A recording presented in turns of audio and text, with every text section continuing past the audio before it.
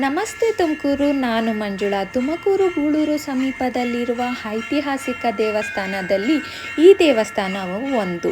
ಅಂದರೆ ಯಾವುದು ಈ ದೇವಸ್ಥಾನ? ಶ್ರೀ ಶೂಲದ ಆಂಜನೇಯ ಸ್ವಾಮಿ ದೇವಸ್ಥಾನ.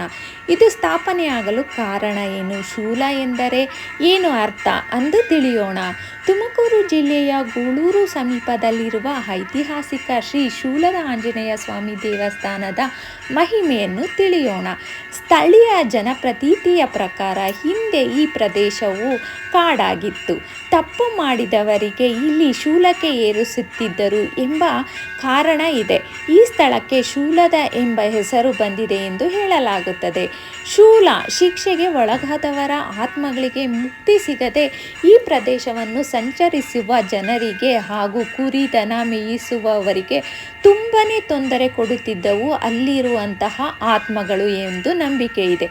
ಆಗ ಶ್ರೀ ವ್ಯಾಸರಾಯರು ಈ ಸ್ಥಳಕ್ಕೆ ಬಂದು ತಮ್ಮ ದಿವ್ಯ ದೃಷ್ಟಿಯಿಂದ ಪರಿಸ್ಥಿತಿಯನ್ನು ಅರಿತು ಇಲ್ಲಿ ಶ್ರೀ ಆಂಜನೇಯ ಸ್ವಾಮಿಯನ್ನು ಪ್ರತಿಷ್ಠಾಪನೆ ಮಾಡಿದರು.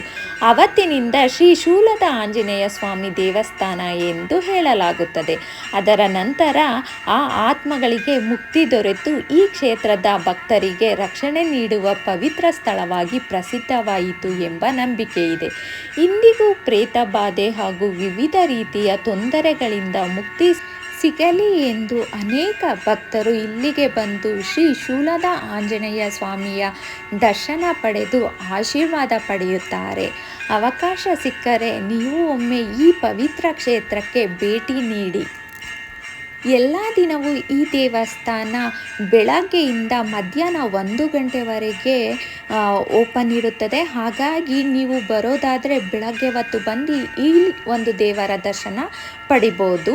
ನಂತರದಲ್ಲಿ ಶನಿವಾರದತ್ತು ವಿಶೇಷ ಒಂದು ಪೂಜೆ ಇರುವಂಥದ್ದು. ಭಾನುವಾರನೂ ಕೂಡ ವಿಶೇಷವಾದ ಪೂಜೆ ಇರೋದರಿಂದ ಇಲ್ಲಿ ಒಂದು ಸಾರಿ ಭೇಟಿ ಕೊಡಿ.